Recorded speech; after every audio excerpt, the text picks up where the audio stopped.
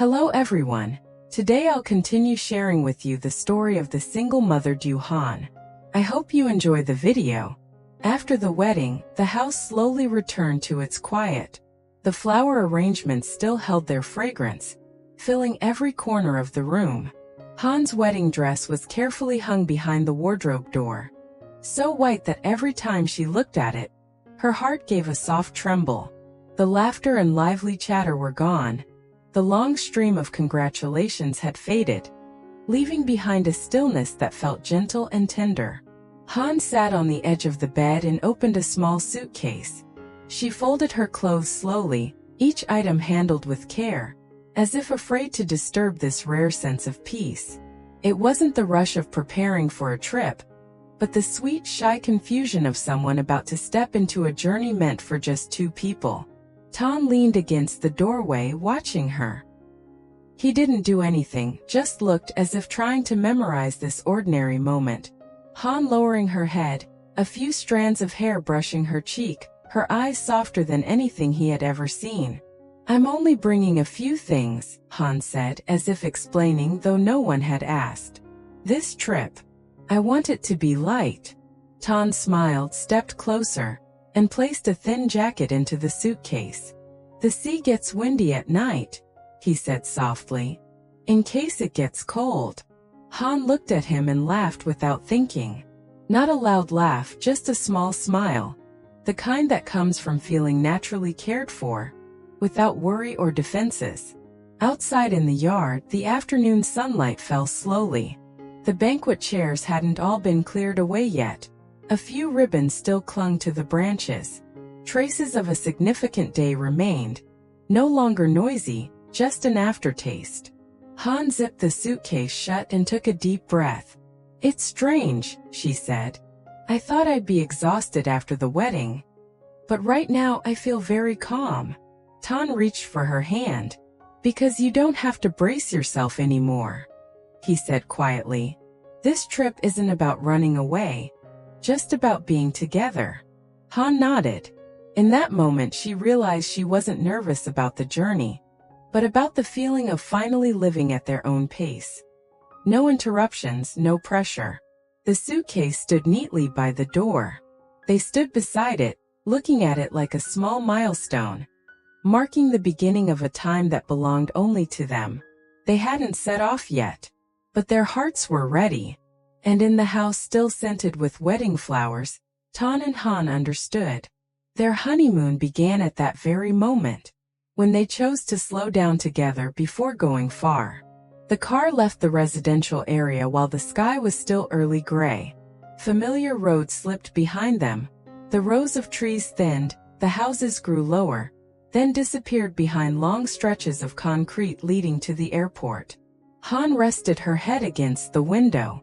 The sky was pale, a trace of mist lingering. Reflected in the glass, she saw her own face, calmer than she had expected. Old memories flickered past like a short film. Hurried mornings, worry-filled evenings, moments of telling herself, "I'm used to it. I can go on my own." But this time was different. Hân turned on the music, a familiar song they used to listen to when nothing was certain yet. The melody played softly, not breaking the silence, just gently stitching their moods together.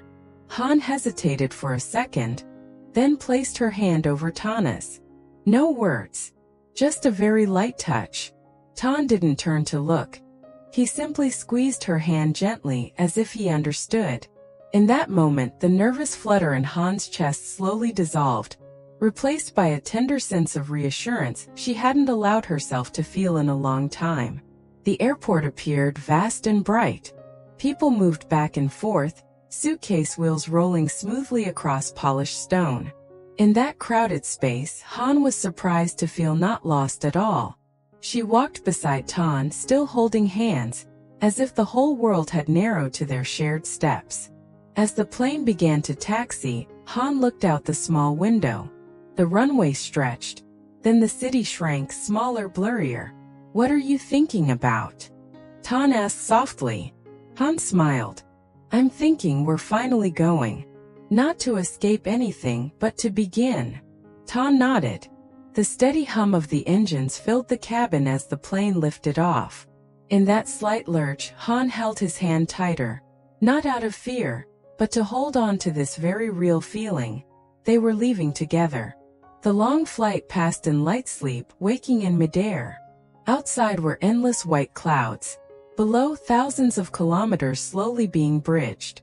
When the plane landed, the sky had changed. New York City greeted them with bright lights and a rhythm that didn't slow for anyone. Towering buildings, endless traffic, horns and voices. All rushed into their senses like a direct, unfiltered welcome. Han paused on the sidewalk, tugging her suitcase lightly, looking up at glass facades reflecting the sky. "So different," she said, half surprised, half delighted. Han smiled. "Yeah, but we're still the same." They walked through the unfamiliar city without feeling lonely. In vast New York, their honeymoon didn't begin with packed plans. It began with choosing to slow down together, in a place that had never belonged to them. And in that moment, Han understood. It isn't the destination that makes the journey, but the person beside you and the feeling of being together wherever you are. The hotel room glowed with warm yellow light.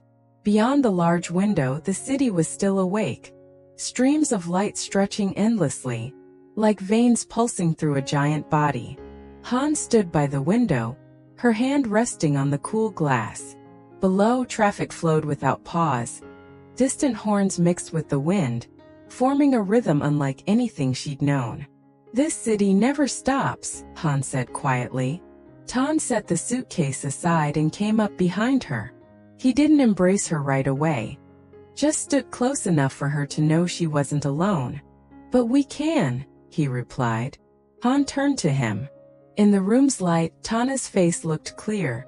Not his usual busy expression, not familiar tension, but a rare sense of ease. She realized then. This was the first time they were truly together, with nothing waiting behind them. Han kicked off her shoes, bare feet sinking into the soft carpet. Han cracked the window open slightly. New York's night air flowed in, carrying a faint metallic scent and a different kind of chill. "Are you scared?" Han asked, his voice low. Han shook her head. "No. It just feels strange. Strange to be happy without needing to guard myself." Han gently touched her cheek. No rush, no possession. Just enough for Han to close her eyes and let go of the defenses she'd carried for years. That night they didn't go out. They needed no other light but the distant city and the small room holding their shared warmth. Amid New York's endless noise, Han and Tan found a private stillness, where they could slow their breathing together. Morning came more softly than Han expected. Sunlight slipped through the curtains, laying pale streaks across the floor. Tan woke first and set 2 glasses of warm water on the table. When Han opened her eyes, the first thing she saw was his back. So peaceful it made her forget she was in a city half a world away. They chose a small corner cafe with big windows and a few wooden tables by the glass. It wasn't crowded.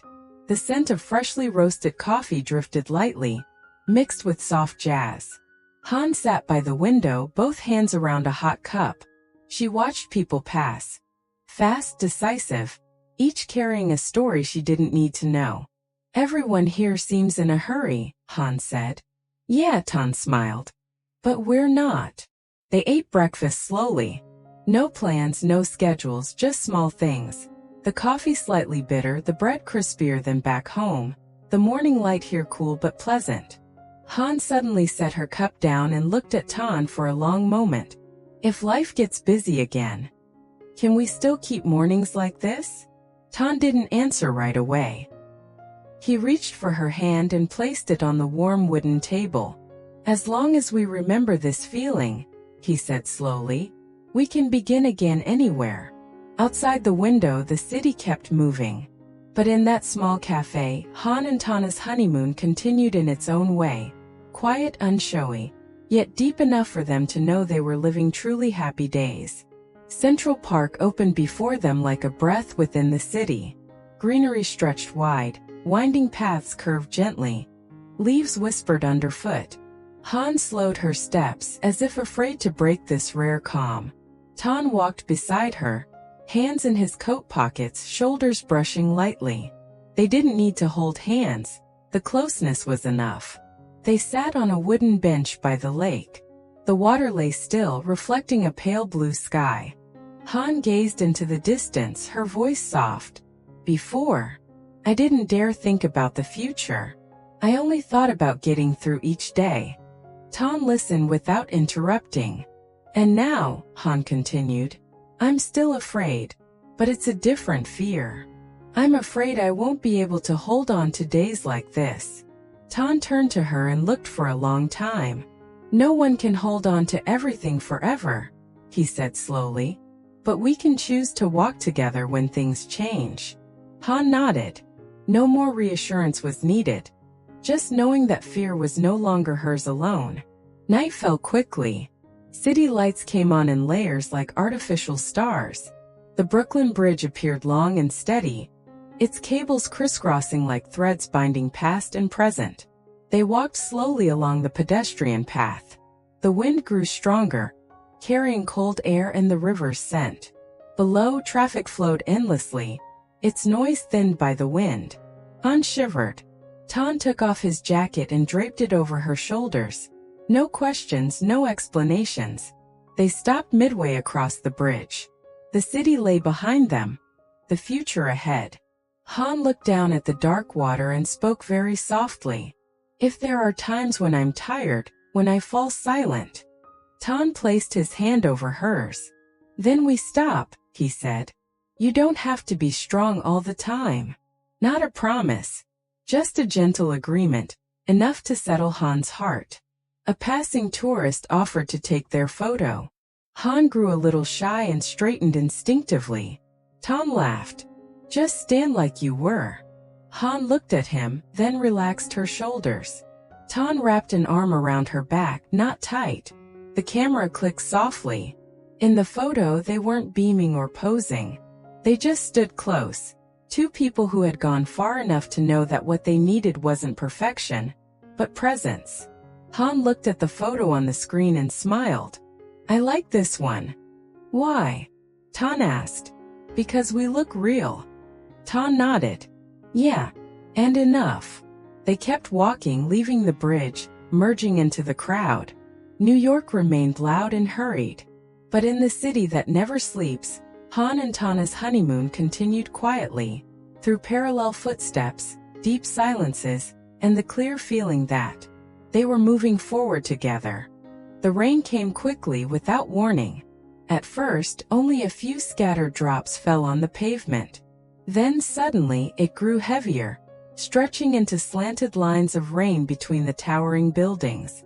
The city slowed by a single beat, just enough for someone to realize they were standing in the rain. Han paused. Tan gently tugged her hand, and they hurried beneath the narrow awning of a shop that had closed early. Under the small shelter, the distance between them shortened naturally. The rain poured down, drowning out every other sound. Ahead of them, the street shimmered with water, city lights trembling in reflection like fragments of moving memories. Han laughed softly, her voice blending with the rain. I didn't bring an umbrella. Tan tilted his head to look at her. It's okay. He slipped off his jacket and covered half her shoulders. A small gesture, but enough for Han to feel warmth spreading, chasing away the chill creeping into her wrists. Under that awning they stood still. No one rushed to find another place. No one said anything important. The rain kept falling, and the moment slowed to something strange, as if the whole city had stepped back, making room just for them. Han rested her forehead lightly against Tana's shoulder. It's strange, she said. Rain here feels different from rain back home. How so? Tan asked. Here. I don't feel worried. She paused for a beat. Maybe because I'm not standing alone. Tan wrapped an arm around her back, the embrace neither tight nor hurried. Just enough for Han to know that no matter how long the rain lasted, she wouldn't have to walk through it alone anymore. The last night in New York arrived with an unusual quiet. The suitcase lay open in the middle of the room. Clothes were folded neatly, one item at a time. No one rushed. Outside the window, the city was still bright light stretching all the way to the horizon, unaware that two people were preparing to leave.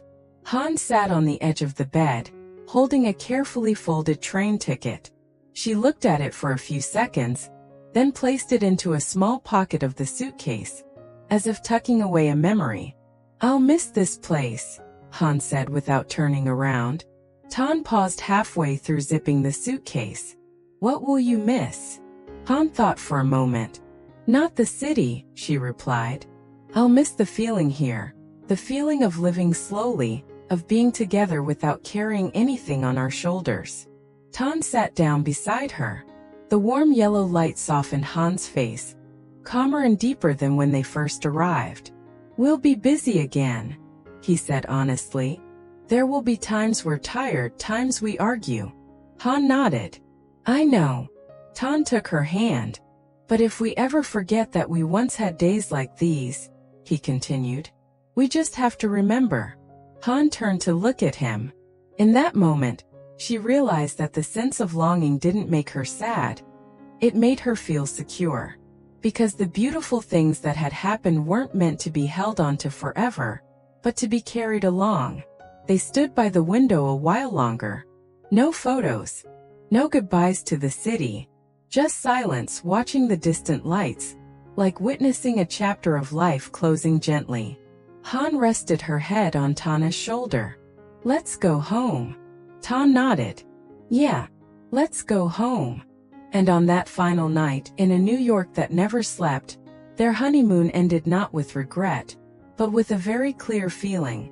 They were carrying enough love to return home and continue living together. The day they returned held no lively welcome. Just the familiar house, the door opened with an old key, the scent of sun and wind lingering on the tiled floor. The suitcase was set neatly in a corner, not fully unpacked yet. Han stood in the living room for a few seconds, took a deep breath. The feeling was both familiar and somehow changed. "We're home," she said softly. Han placed a hand on her back. "Yes, but not like before." In the days that followed, their life began with very small things. In the mornings, Han woke a little earlier. She opened the window, letting sunlight fill the kitchen. Han brewed coffee, the kettle hissing softly. They didn't talk much, but the silence was no longer heavy. It was gentle, like a habit just forming. One day Han forgot to add salt. Han ate more slowly and smiled. "Seems like your mind's still in New York." Han shot him a look, then laughed. "Then keep eating. The honeymoon gets extended by one more meal." They learned how to be together. Not always in perfect rhythm, but patient enough to wait. In the evenings, when work was done, they sat side by side on the sofa. No TV, no phones. Just warm light, the slow whir of a fan, and a silence long enough for each to hear the other's breathing. Han leaned her head against Tana's shoulder. "What I fear most are ordinary days," she confessed. Before, ordinary meant exhaustion. Tan was quiet for a moment, then said, "Then we'll make them different." So they began their own small rituals. Sunday mornings watering plants together. Thursday nights cooking something new. One evening a week walking around the neighborhood without a goal. Nothing grand, just consistent. There were days when Han was tired and quieter than usual. Tan noticed and didn't ask. He placed a warm glass of water on the table, pulled out a chair for her. There were days when Tan was tense. Han simply laid her hand over his, enough to let him know he didn't have to hold everything alone. They made no grand promises. Each night before turning off the light, Han would ask, "Was today okay?" And Tan would answer, "It was. Because I had you." The honeymoon had ended the moment they left New York. But what remained was a new rhythm of life. Slower, more real, and spacious enough for imperfect days. In that small house, between ordinary mornings and quiet evenings, Han and Tan understood. Happiness is not a faraway journey, but the choice to stay every day beside the same person. Life gradually settled into a familiar rhythm. Mornings were no longer rushed, evenings no longer tense. When everything became calm enough, Han realized there was a strange space inside her. Not a sense of lack but of waiting. One afternoon, while Tan had not yet returned, Han sat alone on the balcony. She opened an old notebook, one that had followed her through many years but had gone unwritten for a long time. The first page was still unfinished, bearing the handwriting of a woman who had always placed responsibility before desire. Han held the pen, pausing for a long while. She thought of the days gone by, the time she had put her dreams aside, the time she told herself later, the time she believed she had no right to choose anything just for herself. Now it was different. When Tan came home and saw her still sitting there, the balcony light casting a thoughtful glow on her face, he asked, "What are you thinking about?" Han looked up, a little hesitant. "I'm thinking. I want to do something for myself." Tan didn't seem surprised. He pulled up a chair and sat beside her. "What is it?" Han smiled, a cautious but genuine smile. "I don't know exactly yet. I just want to study again. I want to try a new path, even if it's slow." Tan nodded. "Then we start slowly. No questions about why. No advice on whether she should or shouldn't. Just a steady kind of support, enough for Han to feel she was allowed to dream, this time not in silence." In the days that followed, Han began to read more, to write more. Some days she sat for hours just to jot down scattered thoughts. Other days she closed the notebook and laughed at herself, realizing she was still as awkward as a beginner. Tom was always there. He didn't rush her. He didn't ask about results. He simply set a cup of tea beside her, or gently reminded her, "Don't push yourself too hard." Han realized. Her dreams didn't need to be big. They just needed to be born at the right time. One evening, Han opened her phone and looked again at the photos from New York. Some were blurry, some poorly lit, some ordinary. Nothing special except that the two of them were standing side by side. She chose one, not the prettiest, just a photo where both were looking away, the wind light, city lights behind them. Han printed it and placed it into the notebook. "What's that for?" Tan asked. "To remember," Han replied. "To remember that we once went far, and how we came back." Tan looked at her, his gaze deepening. "Do you regret it?" Han shook her head. "No, because we didn't leave anything unfinished. Their honeymoon didn't end in New York. It ended right at this moment, when they could sit together in their familiar home, talk about what lay ahead without fear. No need for long journeys. No need for dazzling days. Just needing to wake up each morning knowing that they were living a life with choices, and they were not walking it alone." Han closed the notebook. Tan turned off the light. The house sank into quiet. One chapter had ended. No noise, no sorrow, leaving behind one very clear truth. Han and Tan had learned how to love, not only each other, but also the life waiting ahead. Xin chào mọi người, cảm ơn mọi người đã xem hết video hôm nay. Chúc mọi người có một ngày mới vui vẻ, hạnh phúc và một ngày làm việc tràn đầy năng lượng. Hy vọng rằng những video của mình sẽ mang đến niềm vui cho mọi người và cũng giúp mọi người thư giãn sau một ngày làm việc mệt mỏi. Nếu mà mọi người yêu thích kênh của mình và những câu chuyện của mình chia sẻ thì nhớ bấm like, share, bật chuông thông báo và bấm nút đăng ký để nhận thông báo khi mình đăng video mới nhất, và để lại cho mình một số nhận xét ở dưới phần bình luận để mình có động lực làm nhiều video hơn và cũng như ủng hộ kênh cho mình. Cảm ơn mọi người đã lắng nghe một phút chia sẻ của video. Hy vọng rằng mọi người vẫn sẽ yêu thích và đồng hành cùng với mình trong thời gian sắp tới, và hẹn gặp lại mọi người ở những video tiếp theo nha.